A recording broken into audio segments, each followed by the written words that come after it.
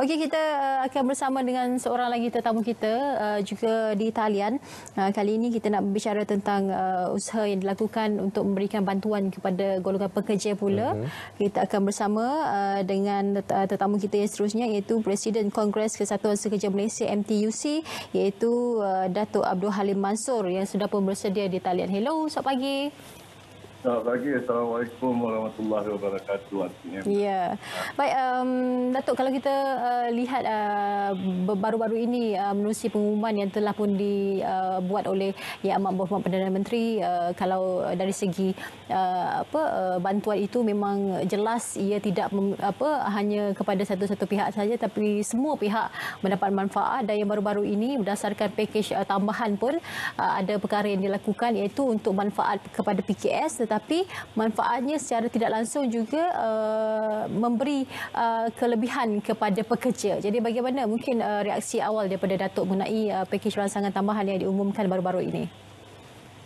Terlebih dahulu saya ucapkan salam sejahtera untuk semua para petugas negara yang berada di Perintah Hadapan, dan kita doakan keselamatan mereka.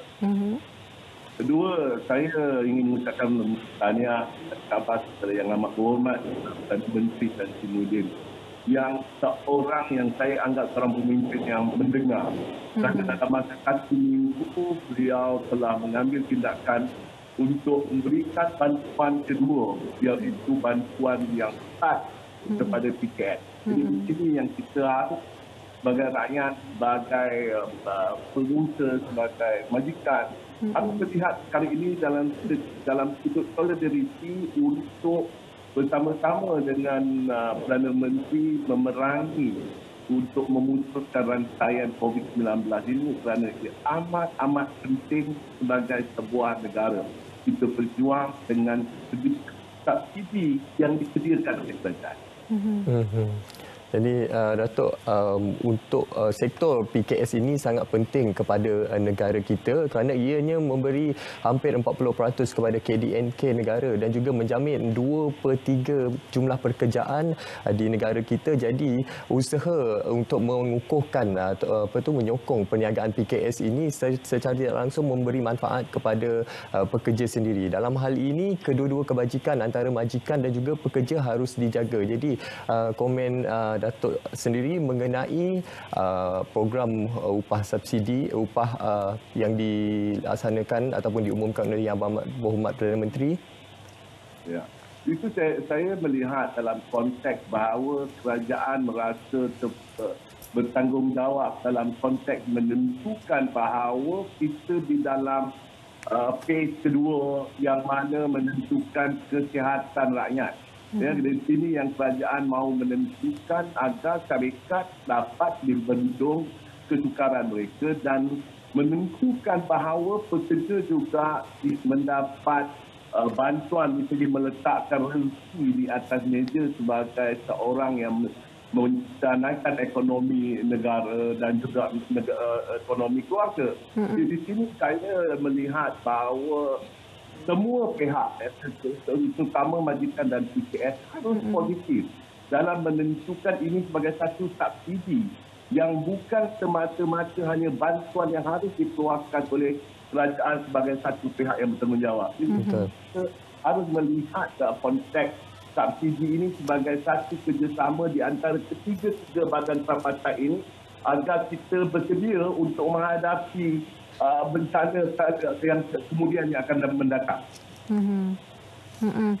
Satu lagi yang turut menjadi perhatian adalah mengenai pemberian pelepasan subsidi upah dan juga levy untuk pekerja asing. Kerana di negara kita juga amat bergantung harap juga kepada pekerja asing dalam kita nak melaksanakan beberapa sektor. Jadi komen Datuk berhubung pemberian untuk insentif ini pula. Sebenarnya kalau mengikut daripada tanggungjawab kita apabila pekerja itu berada di negara kita, sebenarnya ia menjadi tanggungjawab kita. Kita tidak boleh mengata mereka sebagai satu pekerja asing, tetapi pekerja yang berdokumen, yang dipohon datang untuk membantu kita dalam segi pembangunan. Jadi apabila kita menghadapi bencana ini, beberapa perkara yang syarikat atau majikan kerajaan harus memikirkan. Ya, kerana kerajaan telah turut membantu dengan memberikan pengurangan pembayaran levy sebanyak 25%. Dan pihak syarikat pula bermohon atau pihak majikan bermohon agar dikurangkan levy selama 1 tahun, 100% sampai 1 tahun.